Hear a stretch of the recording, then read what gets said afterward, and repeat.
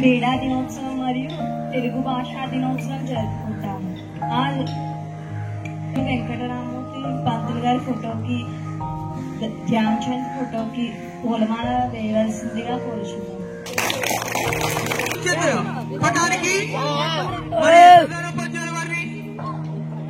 మరియు మిగతా మహిళా ఉపాధ్యాయులందరినీ కూడా వచ్చి వారికి పూలమాలతో అలంకరిస్తారని కోరుతున్నాం.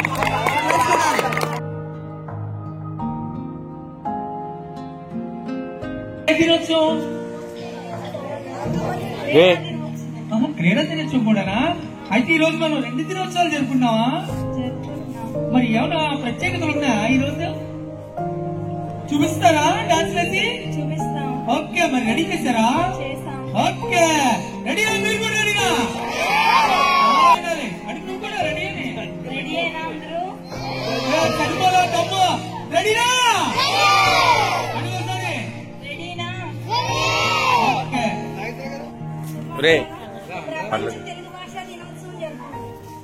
అంటే మిగతా భాషలకి దినోత్సవాలు ఉన్నాయో లేదో పక్కన పెడితే మన తెలుగుకి ప్రపంచంలోనే అత్యధిక ప్రాధాన్యత ఇచ్చారు.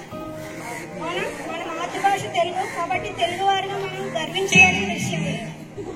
మన తెలుగు భాషకి ప్రపంచ వ్యాప్తంగా అత్యధిక ప్రజాదరణ పొందిన భాషగా, అత్యధిక ప్రాధాన్యత పొందిన భాషగా గుర్తింపు ఇవ్వబడింది.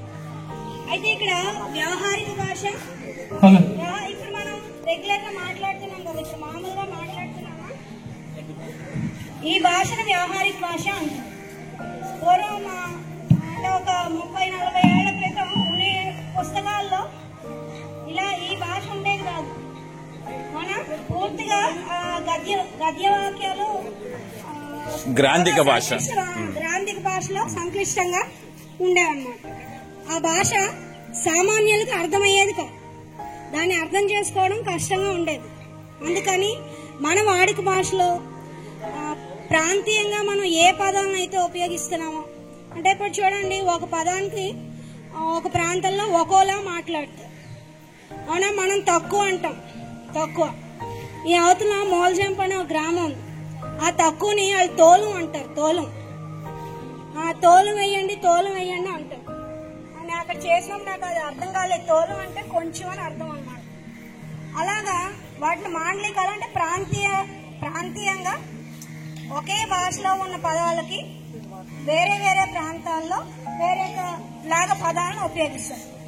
సో అలాగా మనం ఏ భాషలో మాట్లాడుతున్నామో ఆ ప్రాంతానికి అనుగుణంగా మనం ఉపయోగించే పదాలన్నీ వాడుక భాషలో ఉండాలని చెప్పి ఆ వ్యవహారిక భాష సరళతరం చేసి మనందరికి అందుబాటులోకి తీసుకొచ్చినటువంటి ఆమె గొప్ప వ్యక్తి గిడుగు వెంకటరామూర్తి పంతులు గారు. సో తెలుగు భాష ప్రతి ఒక్కరికి సులువుగా అర్థమయ్యేలాగా వ్యవహారికంగా దాన్ని అందరికీ అందుబాటులోకి తీసుకొచ్చిన ఆయన సేవలు చిరస్మరణి. నెక్స్ట్ రెండోది, ఈరోజు ధ్యాన్ చంద్ గారు పుట్టినరోజు. ఆయన్ని హాకీ విజర్డ్, హాకీ మాంత్రికుడు అంటారు. సో మనకి ప్రపంచంలో, భారతదేశంలో ఈ హాకీ అనేది ఎంత ప్రాధాన్యత సంతరించుకోవడానికి కారణమే ఆయన. హాకీ భాష జాతీయ భాష, జాతీయ క్రీడ హాకీ, తెలుసు కదా, జాతీయ క్రీడ హాకీ. సో ఈ హాకీని బాగా అందరికీ, కానీ మనం ఒక వ్యవస్థలో మార్పు తీసుకొచ్చి మనం కూడా గొప్పవాళ్ళుగా మారాలి, ఒక ఇన్స్పిరేషన్ గా ఉంటాయని చెప్పి మనం ఇలాంటి దినోత్సవాలన్నీ కూడా సెలబ్రేట్ చేసుకుంటాం. సో మీరందరూ కూడా మంచి ఆదర్శనీయులుగా మారాలని ఆశిస్తూ ఈ అవకాశం ఇచ్చిన ప్రధాన ఉపాధ్యాయుల వారికి, మిగతా ఉపాధ్యాయులకి నా హృదయపూర్వక నమస్కారం తెలియజేసుకుంటూ గురించి, క్రీడా దినోత్సవం గురించి చెప్పారు.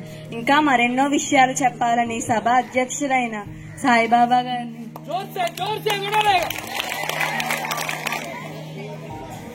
ఈనాటి తెలుగు భాషా దినోత్సవం, అదేవిధంగా క్రీడా దినోత్సవం విద్యార్థులందరికీ శుభాశీస్సులు, ఉపాధ్యాయులందరికీ నా యొక్క నమస్కారం. మేడం గారు చెప్పారు, తెలుగు ఎంతో ప్రాముఖ్యమైన భాష.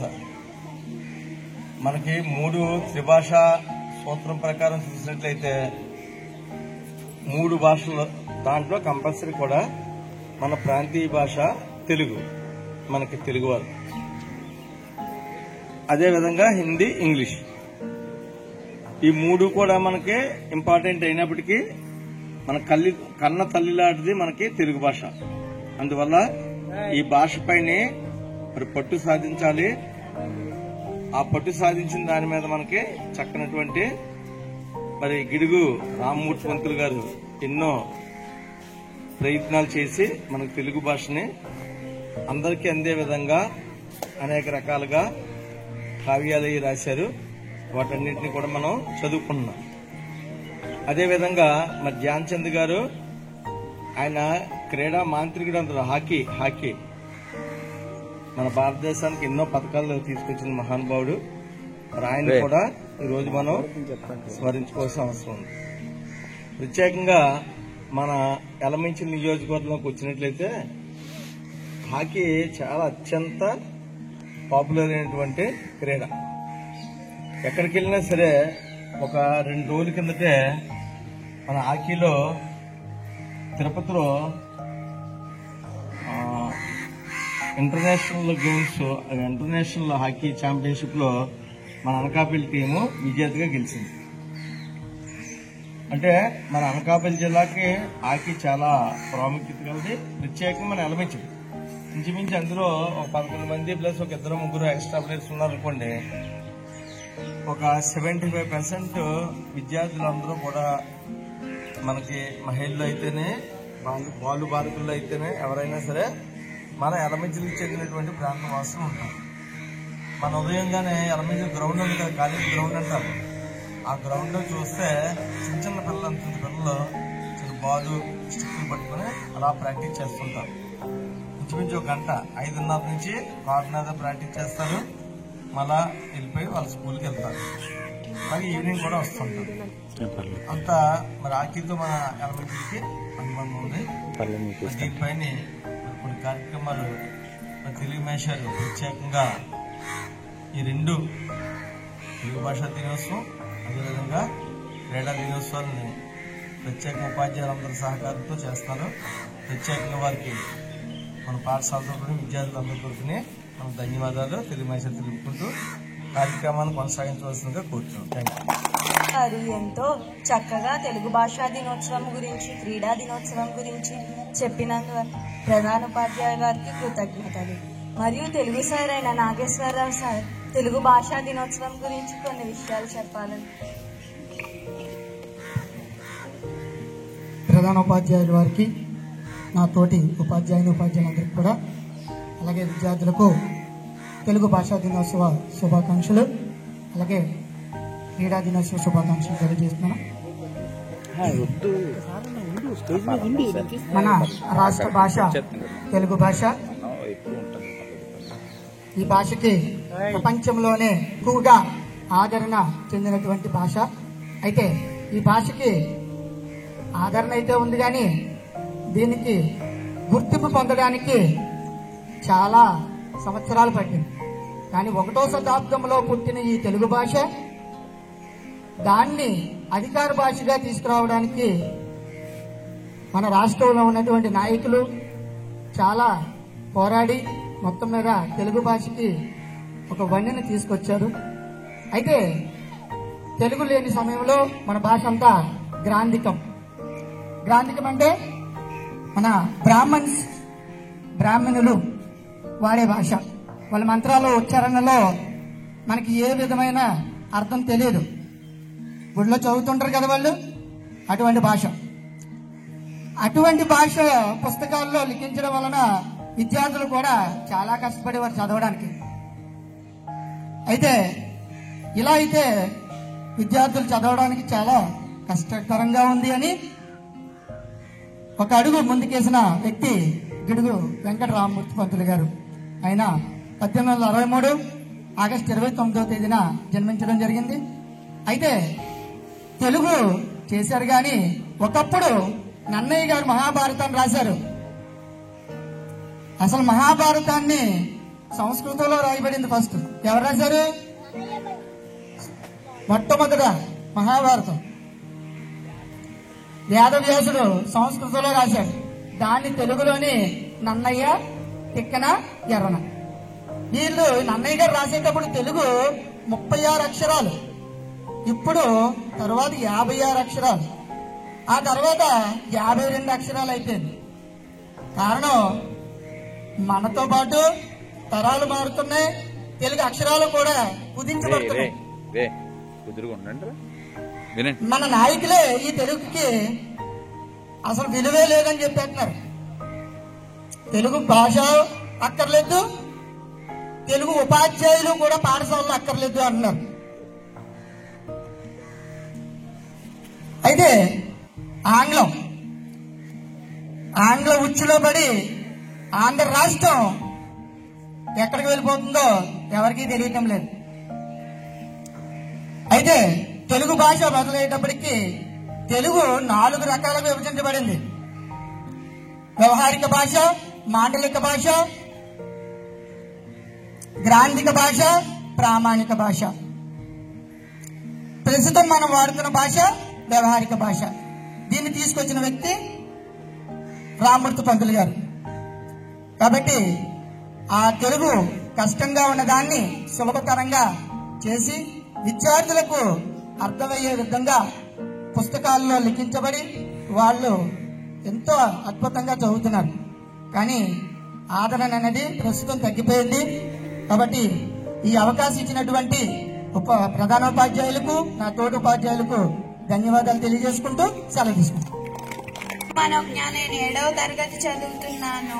ఈ రోజు ఆగస్టు 29 తెలుగు భాషా దినోత్సవం. ప్రతి సంవత్సరం తెలుగు భాషా దినోత్సవం ఆగస్టు 29న ఆంధ్రప్రదేశ్ మరియు తెలంగాణలో జరుపుకుంటారు. ప్రముఖ తెలుగు కవి గిడుగు వెంకట రామమూర్తి జయంతిని పురస్కరించుకొని ఆగస్టు 29న తెలుగు భాషా దినోత్సవం జరుపుకుంటారు. ఈయన ద్వారా మనకి ఈ నెల ప్రత్యేకత సంతరించుకుంది. పురాతన మరియు అందమైన భాషలలో తెలుగు ఒకటి. ఈ మాతృభాష విలువ ఈ రోజు తెలుగు భాష దినోత్సవాన్ని మాతృభాష విలువని గుర్తు చేస్తుంది. ఈ మాతృభాష విలువ వల్ల మనందరికీ చాలా చాలా గొప్పతనం గుర్తుకొస్తుంది. భారతదేశంలో ఈ దినోత్సవాన్ని జరుపుకోవడం ద్వారా మనకి భావితరాలకు వర్ధిల్లేలా గొప్పతనం పేరు వస్తుంది. తెలుగును ఇటాలియన్ ఆఫ్ ది ఈస్ట్ అని కూడా అంటారు. ఈ గిడుగు వెంకట రామమూర్తి గారు 1863 8వ నెల 29న జన్మించారు. మరణించిన తేదీ 1941వ నెల 20. నా పేరు సుప్రియ. నేను 9వ తరగతి చదువుతున్నాను. గౌరవనీయులైన ప్రధాన ఉపాధ్యాయులు గారికి, పాఠశాల ఉపాధ్యాయులందరికీ నా హృదయపూర్వక నమస్కారం. ఈ రోజు తెలుగు దినోత్సవం అంటే గిడుగు వెంకటరామూర్తి గారి పుట్టినరోజు సందర్భంగా గిడుగు వెంకటరామూర్తి గారు 29 ఆగస్టు 1863లో శ్రీకాకుళం జిల్లాలో జన్మించారు. వీరి తల్లిదండ్రులు వెంకమ్మ, వీర్రాజు. ఈయన తండ్రి 1875లో మరణించడంతో విశాఖలోని తన మేనమామ ఇంటికి వెళ్లారు. అక్కడ హై స్కూల్లో చేరారు. పుస్తకాలు చదవడం, కొత్త విషయాలు తెలుసుకోవడంపై ఆసక్తి చూపించేవారు. దేవాలయాల శాసనాలను సొంతంగా చదివి అర్థం చేసుకునేవారు. గిడుగు వాడుక భాషను తెలుగు వచనాలలో మార్చడానికి ప్రజల వాడుక భాషలోకి తెచ్చారు. ఈయన సంఘ సంస్కర్త, చరిత్రకారుడు, హేతువాది. గ్రాంధిక భాషను తెలుగు వచనాల్లోకి చేపట్టినందుకు యుద్ధం చేయవలసి వచ్చింది. గిడుగు వెంకటరామూర్తి గారి ఆశయాన్ని గుర్తించి శ్రీనివాస్ అయ్యంగర్, గురజాడ అప్పారావు గారు మరికొందరు కలిసి వ్యవహారిక బోధనోద్యమానికి శ్రీకారం చుట్టారు. దీనితో తెలుగు అనే ప్రతికను ప్రారంభించారు. ఈ సువర్ణ అవకాశాన్ని కల్పించినటువంటి ప్రధాన ఉపాధ్యాయులు గారికి, పాఠశాల ఉపాధ్యాయులందరికీ నా కృతజ్ఞతలు. Speak about a great Indian hero, Major Dhyanchand. Major Dhyanchand was a hockey player and captain. He is called the magician of hockey. He was born on 29 August 1905 in Allahabad. His mother's name was Shraddha Singh. His father's name was Someshwar Singh. He scored more than 1000 goals in lifetime. His brothers has been declared the National Sports Day of India. This hockey magician died 3rd December 1979. Thank you. చిన్నారి చక్కగా ఆంగ్లంలో తెలుగు భాష గురించి sir చెప్పింది. తెలుగు భాష నా తల్లి నేర్పిన భాష, వేమన చాటువుగా నీకి నేర్పిన భాష, పోత భాగవతమై పరిమళించిన భాష, అన్నమయ్య సంకీర్తనలలో సవడి చేసిన భాష, అల్లసాని జిగిబిగిగా అల్లిన భాష, శ్రీకృష్ణదేవరాయలు కీర్తించిన భాష, తెనాలి తెలివిగా సంధించిన భాష, రామదాసు రాగాలతో రవళించిన భాష, జాషువా కపిలమై సంస్కరించిన భాష, గురజాడ దేశభక్తి స్ఫూర్తి నింపిన భాష మన తెలుగు భాష, గిడుగువారు పిడుగుగా వ్యవహరించిన భాష, శ్రీ శ్రీ పదజరిలో పరుగులెత్తిన భాష, కవితైన కావ్యమైన పద్యమైన గద్యమైన నవలైన నాటకమైన ప్రబంధమైన అవధానమైన రూపు ఏదైన మాపులేని భాష, నిస్సహాయులై నిలిచిన వేళ ఆత్మశైర్యమునిచ్చు అంతరంగపు భాష మన తెలుగు భాష, మన తెలుగు భాష, గిడుగువారు మెచ్చిన భాష, మనమందరము ఇష్టపడి నేర్చుకొనిడి భాష, ఏ భాష? మన తెలుగు భాష. Thank you. ఇప్పుడు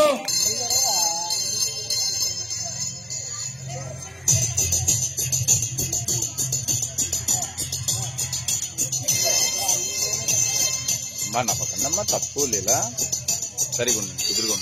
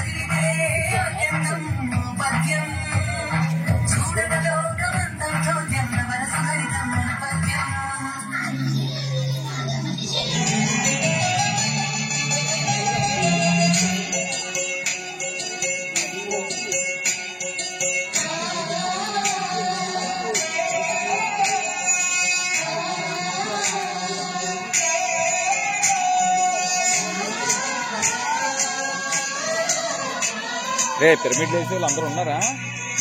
కుర్రోళ్ళు ఉన్నారా? అడుగుదాం, అన్న అడుగుతాను. మరి అందరూ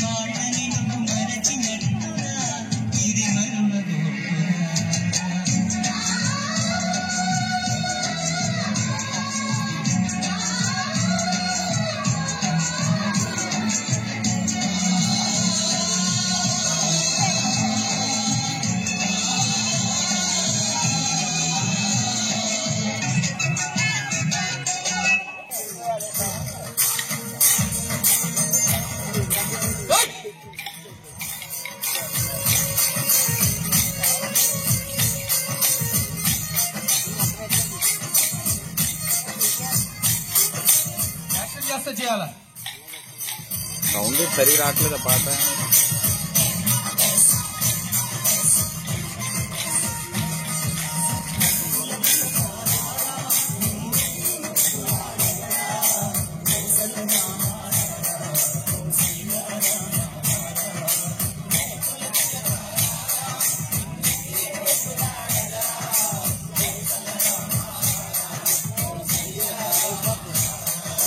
మధ్యలో గెలుపు నేను వాళ్ళు వెళ్తారు, వ్యాక్సినేషన్ వెళ్తారు.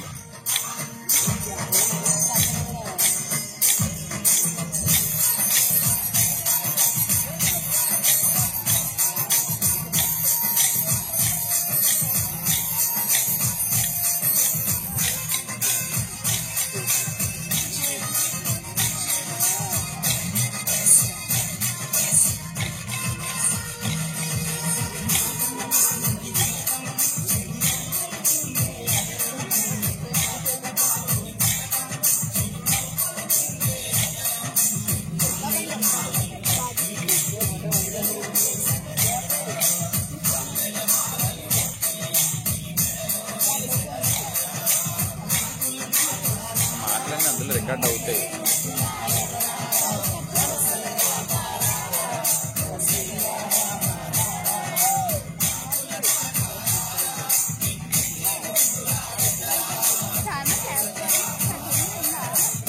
తెలియదు మరి.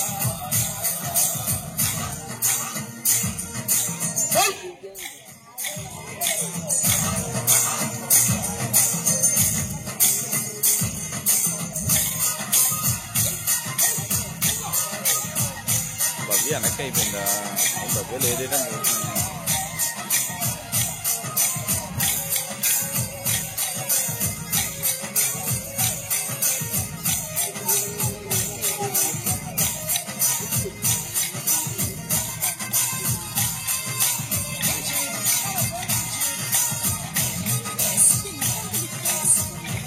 అదే మధ్యలో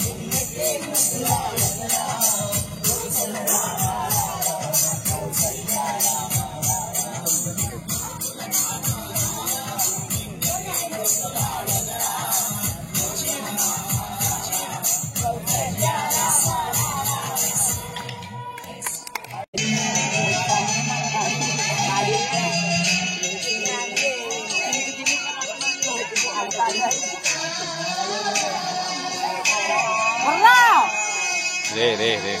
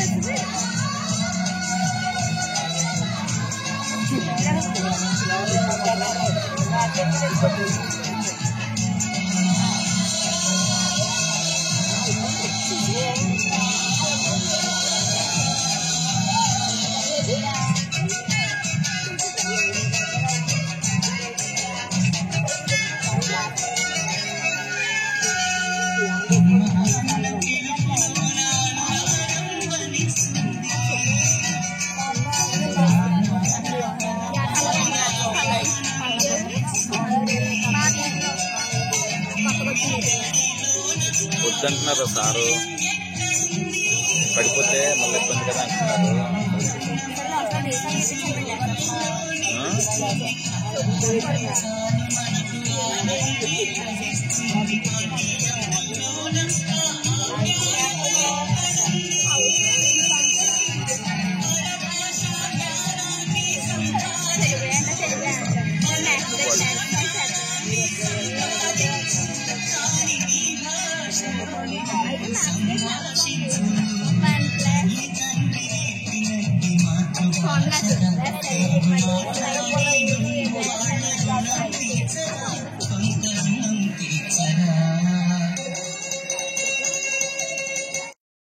తెలుగు భాషా దినోత్సవం శుభాకాంక్షలు మీ అందరికీ.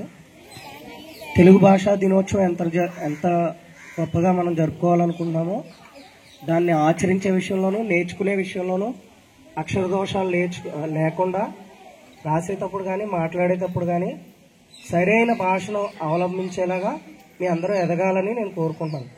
చాలామంది పిల్లలు తెలుగులో ఉన్న వ్యంగ్య పదాలు చెడ్డ మాటలు నేర్చుకుంటున్నారు, అసలైన తెలుగు వదిలేస్తున్నారు. దానిలో మీకు మార్పు వస్తే మీరు తెలుగు భాషా దినోత్సవం బాగా జరుపుకున్నట్టు అర్థం. తప్పకుండా పాటించి పెద్దలు ఏది చెప్పినా మేము మంచి గురించి చెప్తారు. తెలుగు భాషలో చాలా ఉన్నాయి. హిందీ సెకండ్ లాంగ్వేజ్ కదా, ఫస్ట్ లాంగ్వేజ్ ఏంటి అంటే హిందీకి ఆధారం ఏంటి? తెలుగు. మన ప్రాంతంలో అర్థమైందా? ఏదైనా రెండో భాష కానీ ఇంకా ఇతర భాషలు కానీ నేర్చుకోవాలి అంటే ఆధార భాష మాతృభాష. మన మాతృభాష తెలుగు. అందరికీ తెలుగు భాషా దినోత్సవ శుభాకాంక్షలు, అలాగే క్రీడా దినోత్సవ శుభాకాంక్షలు. Thank you. సరే, జాతీయ క్రీడా దినోత్సవం ఎవరి పేరు మీద జరుపుకుంటాం?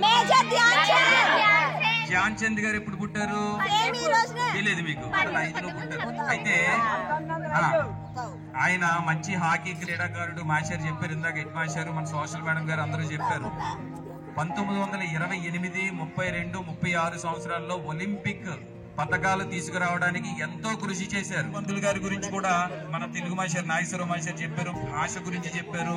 గిడుగు రామూర్తి గారు శ్రీకాకుళం జిల్లాలో పర్వతాలపేటలో అక్కడ జన్మించారు. ఆయన జన్మించి కేవలం కొద్ది మందికో పరిమితం అయ్యేది తెలుగు భాష, కొద్ది మంది మాత్రమే చదువుకోవడానికి అయ్యేది, గ్రాంధికంలో ఉండేది.